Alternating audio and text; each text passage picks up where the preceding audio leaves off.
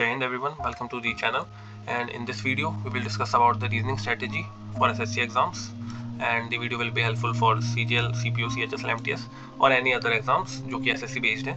So now let's get started. Firstly, my marks in reasoning in SSC exams, like for reference, like CGL 2023 pre में 50 out of 50, CHSL 2023 pre में 50 out of 50, MTS में 60 out of 60, and then you can check it like means में 82 out of 90.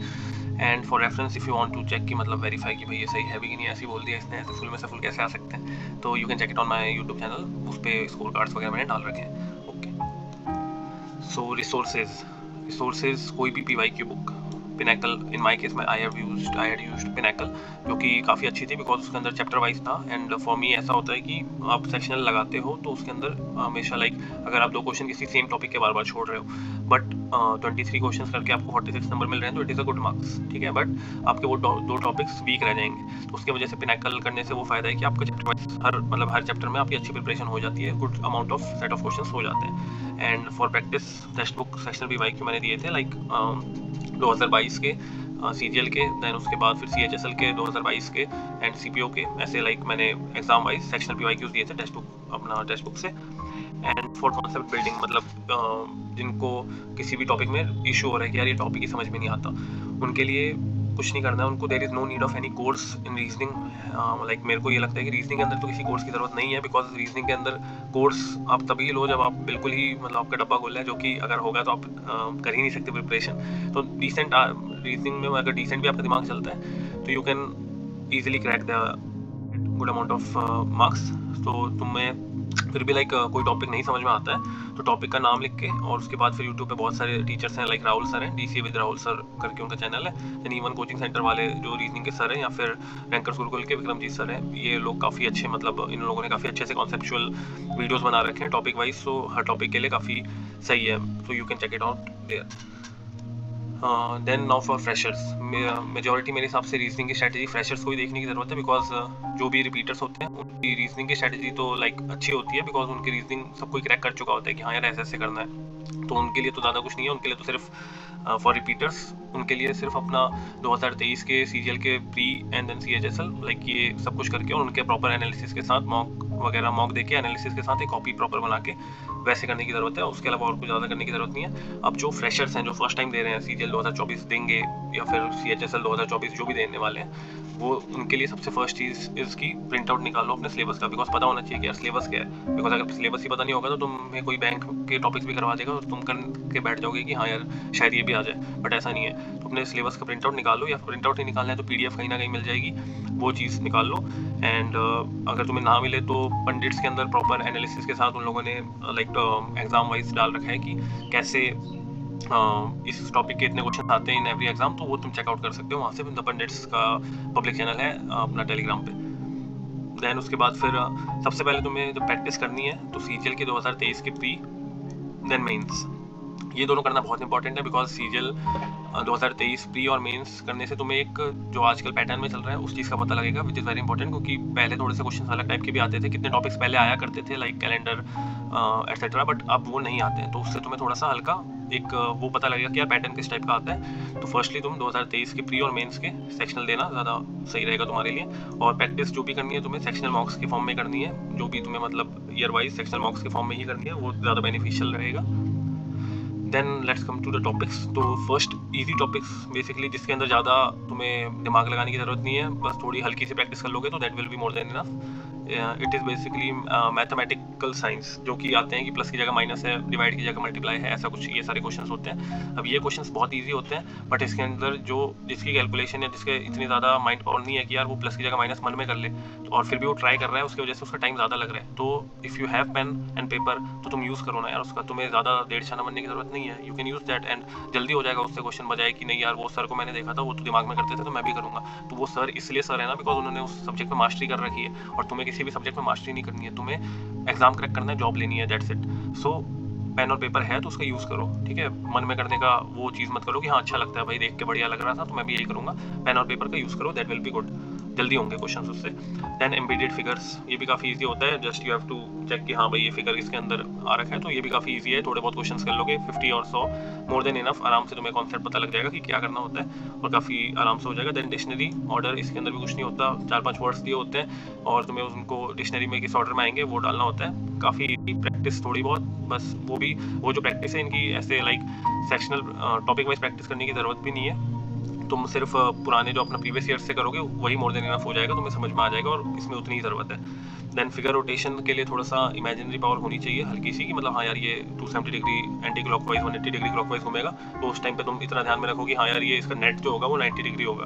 तो ये वाली चीज़ें अगर तुम्हें थोड़ी सी पता हो, बाकी तुम फिगर रोटेशन इमेजिन कर अच्छा ठीक ठाक कर लेते हो, तो थोड़ी बहुत प्रैक्टिस से वो भी तुम्हारा सॉर्ट आउट हो जाएगा। Then odd one out basically figures वाले, जिसके अंदर लाइक ट्राइंगल के अंदर अपना कुछ और लाइक स्क्वायर के अंदर ट्राइंगल दे रखा है, देन पेंटागन के अंदर स्क्वायर दे रखा है, देन हेक्सागन के अंदर पेंटागन दे रखा है और एक ट्राइंगल के अंदर सर्कल दे रखा है। तो तुम्हें समझ में आ जाएगा कि पहले 4 साइड से, देन 3, फिर 3 और 2 ऐसे करके, तो ये पैटर्न चल रहा है। तो फिगर्स वाली काइंड ऑफ ईजी होती है, तो वो तुम आराम से कर सकते हो। Then mirror and water image, ये भी काफ़ी ईजी है, थोड़े बहुत क्वेश्चन करोगे समझ में आ जाएगा कि मिरर में किस तरीके से इमेज फॉर्म होती है और वाटर में कैसे होती है, ये भी ईजी है। देन पेपर कटिंग या फोल्डिंग, ये भी काफ़ी ईजी टॉपिक्स हैं। ये सारे टॉपिक्स सारे ऐसे टॉपिक्स हैं जिनको तुम्हें ज़्यादा अमाउंट ऑफ प्रैक्टिस की भी जरूरत नहीं है, बस थोड़े बहुत क्वेश्चन लगाओगे, you will be sail through easily. Then topic that needs practice, तो ये टॉपिक्स हैं लाइक कोडिंग डिकोडिंग। ये ऐसे टॉपिक है कि जिसको अगर तुमने एक बार कॉन्सेप्ट सीख लिया उसके बाद भी तुम्हें प्रैक्टिस करनी पड़ेगी। अगर तुम अच्छे से प्रैक्टिस कर लेते हो देन उसके बाद तुम्हें ज़्यादा मतलब तुम्हारे क्वेश्चंस काफ़ी जल्दी होंगे, और अगर तुम्हारी प्रैक्टिस कम होगी तो तुम्हारे क्वेश्चंस में टाइम लग जाएगा, और ये ऐसे क्वेश्चंस होंगे जिसमें टाइम नहीं लगना चाहिए।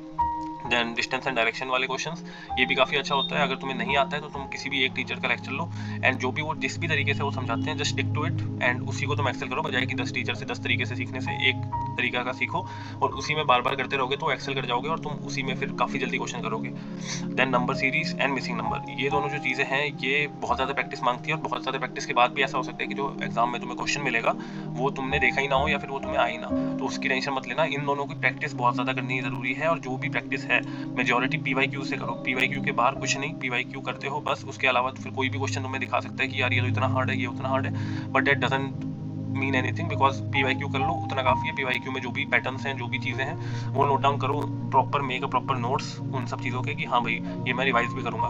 तो उनके बाहर PYQ के बाहर ये सारी चीज़ें, ऑड वन आउट भी आई शुड से, ये तीनों टॉपिक्स PYQ के बाहर करने की जरूरत नहीं है, बिकॉज बाहर तो ऐसा है कि फिर बैंकिंग लेवल के तुम्हें दिखाएंगे बट वो आने नहीं वाले हैं। तो SSC के जो PYQ है वो will be more than enough, वो करो, उनके पैटर्न्स बार बार देखो, ध्यान रखो, बस उतना ही काफ़ी है इन तीनों के लिए। देन सिलोगिज्म की मैं बात करूँ तो सिलोगिज्म का काफ़ी अच्छा एक लेक्चर है यूट्यूब पे, सौरभ सर का, अड्डा 247 वाले, उनका बैंकिंग के लिए है बट वो काफ़ी अच्छा है। मैंने उसी से किया था, मतलब मैंने उन्हीं से वो लेक्चर किया था, उनके 0 to हीरो बैंकिंग प्लेलिस्ट ऐसे समथिंग लाइक दैट वो है, उसका काफ़ी अच्छा लेक्चर है, वो वहाँ से तुम कर लो। वो एक बार कर लेने से और उसमें गुड अमाउंट ऑफ प्रैक्टिस भी हो जाती है, तो उसके बाद मेरे हिसाब से कॉन्सेप्ट एक बार क्लियर हो जाएगा तो फिर तो बस आराम से PYQs प्रैक्टिस करोगे, उसमें आराम से सॉर्ट आउट हो जाएगा। बस इसकी थोड़ी सी प्रैक्टिस अच्छी खासी कर लेना, जिससे कि थोड़ा बहुत अगर ऊपर नीचे हल्के स्टेटमेंट्स आ भी जाते हैं कुछ ओनली वाले या समथिंग, तो वो भी तुम कर पाओ। देन एनालॉजी भी प्रैक्टिस करने के लिए अपना PYQ है, PYQ के बाहर ज़्यादा कुछ नहीं। PYQ ऐसे ये सब बिकॉज ऐसे टॉपिक्स हैं जिनको अगर PYQ के बाहर करने जाओगे तो तुम्हें बहुत सारे अलग अलग हार्ड क्वेश्चन मिल जाएंगे, बट उनका कोई मतलब नहीं है करने का, बिकॉज रियलिटी यही है कि PYQ बेस्ड ही आने वाला एग्जाम, तो PYQ कर लो, more than enough. Then Venn diagram और इनइक्वालिटी जो है वो भी काफ़ी लाइक कॉन्सेप्ट है इसका काफ़ी अच्छा। अगर तुम इसको कॉन्सेप्ट मतलब काफ़ी अच्छा कर लेते हो इनइक्वालिटी को, देन और उसके बाद practice, good amount of practice कर लेते हो, तब तो ये क्वेश्चन तुम मतलब 5 से 10 सेकंड में उड़ा सकते हो इसका। सो इसकी प्रैक्टिस करना काफ़ी इंपॉर्टेंट है। देन कॉन्सेप्चुअल टॉपिक्स, और जनरली ये सारे टॉपिक्स वही हैं जो मेंस में आते हैं मोस्टली, मतलब मोस्ट ऑफ द टॉपिक्स वही हैं जो मेंस में आते हैं।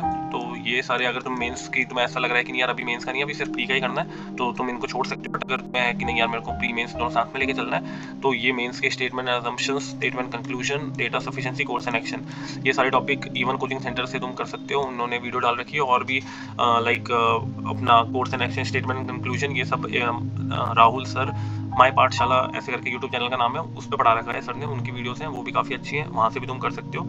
लाइक दीज टॉपिक्स, ये सारे टॉपिक्स जितने भी हैं ये तुम वहाँ से कर सकते हो। ज़्यादा हार्ड क्वेश्चंस प्रैक्टिस करने की जरूरत नहीं है, बिकॉज ये बैंक में भी आता है, तो बैंक के हार्ड क्वेश्चंस बंदे लेके आ जाते हैं कि ये करके दिखाओ, बट SSC में वो चीज़ नहीं आती है। सो मतलब थोड़े बहुत ठीक है, बट ऐसे उसको सीरियसली लेके नहीं करना है कि हाँ यार बैंक के क्वेश्चन अगर नहीं हुए तो। Now talking about seating arrangement, ये तो तुम एक बार अच्छे से कहीं से भी अगर सॉल्व सर अड्डा 247 वाले से सीख लो तो वो बेस्ट है। मैंने उन्हीं से किया था फर्स्ट टाइम, तो वो काफ़ी अच्छा कॉन्सेप्ट पढ़ाते हैं, तो ये तुम एक बार वहाँ से कर लो। उसके बाद क्वेश्चन प्रैक्टिस PYQs बस, क्योंकि बैंकिंग ये भी सेम चीज़ है कि ये टॉपिक भी बैंकिंग में आता है, तो इसके बहुत हार्ड से हार्ड क्वेश्चन मिल जाएंगे, बट SSC के अंदर इतने हार्ड क्वेश्चन आते नहीं है, तो उसका कोई मतलब नहीं है करने का। Okay, then miscellaneous topics like dice, ये भी आजकल आ रहा है, बट जनरली मतलब नहीं भी आता है, ऐसा भी हो जाता है। तो ये तुम इनके लिए बस कुछ नहीं है, तुम्हें टॉपिक सर्च करना है यूट्यूब पे, एंड देन उसके बाद तुम्हें 1 या 2-3 घंटे का लेक्चर होगा, वो तुम्हें अपना पूरा कर लेना कवर। उसके बाद फिर तुम्हें क्वेश्चन प्रैक्टिस कर लेनी है 50-100 क्वेश्चन, मोर देन इनफ। बस एक कॉन्सेप्ट अपना आ गया, प्रॉपर नोट्स बना लेना। Like if I say about calendar, तो इसके अंदर जो भी चीज़ें होती हैं कि मंथ का ये कोड है और डेज का ये कोड है, उसके सारे नोट्स बना लेना, बिकॉज ये नोट्स बनाओगे तो वही काम आएंगे, और फिर उनको याद भी रखना कि हाँ भाई कोड क्या है। देन क्लॉक भी आजकल नहीं आ रहा है, कैलेंडर भी आजकल नहीं आ रहा है, बट कर लेना, बिकॉज अगर आ गया तो फिर तुम्हारे नंबर कट जाएंगे, एक क्वेश्चन छोड़ना पड़ जाएगा, तो उससे अच्छा है कि कर लेना। काउंटिंग फिगर्स आता है, काउंटिंग फिगर्स आ रहा है आजकल, तो इसकी थोड़ी प्रैक्टिस कर लेना। इसमें एक RG विक्रमजीत सर का एक लेक्चर है, मेरे को जहाँ तक याद है मैंने वहाँ से किया था, काफ़ी अच्छा लेक्चर है, उससे कर लेना, मोर देन इनफ। ज़्यादा प्रेशर लेने की ज़रूरत नहीं है, बिकॉज ये आ जाएगा, अगर आना होगा तो हो जाएगा, नहीं होना होगा तो नहीं होगा, बिकॉज काफ़ी कॉम्प्लेक्स फिगर्स भी आ जाएंगे कभी कभी। देन ऑर्डर एंड रैंकिंग के लिए भी सेम अपना, या तो तुम सौरभ सर से कर लो, वो अपने अड्डा 247 वाले, या फिर उसके अलावा तुम कहीं से और से भी कर सकते हो। काफ़ी बेसिक होता है इसमें, जनरल अगर अपना दिमाग भी चलाते हो तो उससे भी हो सकता है। बाकी फार्मूलाज वगैरह मतलब पैटर्न्स काफ़ी बताते हैं कि हाँ राइट है तो उसमें माइनस कर दो और दिस एंड दैट। पर अगर तुम नॉर्मल दिमाग से भी अपना ये करते हो कि हाँ भाई ये लाइक जो भी क्वेश्चंस होते हैं कि हाँ ये फिफ्थ इसके लेफ्ट है, या नॉर्मल दिमाग से भी करते हो, तो वो भी आराम से क्वेश्चन सॉल्व हो सकते हैं। देन पेंटेड क्यूब्स, ये पहले आता था, ये मैंने जब PYQs कर रहा था 20-21 के शायद, तब मैंने देखा था, बट आजकल ये नहीं आता है। सो बट ऐसे ये सारे टॉपिक्स कर लेना ज़रूरी है, बिकॉज अगर आ गए तो फिर एक क्वेश्चन सीधा छूट जाएगा, तो उतना ज़्यादा रिस्क लेने से अच्छा है कि आराम से, अभी बहुत टाइम है 2024 के, अपना CHSL CPO CGL अभी है काफ़ी टाइम, तो ये सब तुम आराम से कर सकते हो। Then okay, at last subscribe the channel if you are liking the content, so that's why I'm making the content, ताकि लोगों को हेल्पफुल हो। तो अगर तुम्हें पसंद आता है तो you can subscribe to the channel, and after that thank you, and at last PYQs are important, ये मैं वापस से दोहरा देता हूँ, and keep grinding, और because the best is yet to come, कि मतलब तुम अगर ग्राइंड करते रहोगे तो कभी ना कभी the best will come, so till then you should grind, and thank you, that's all.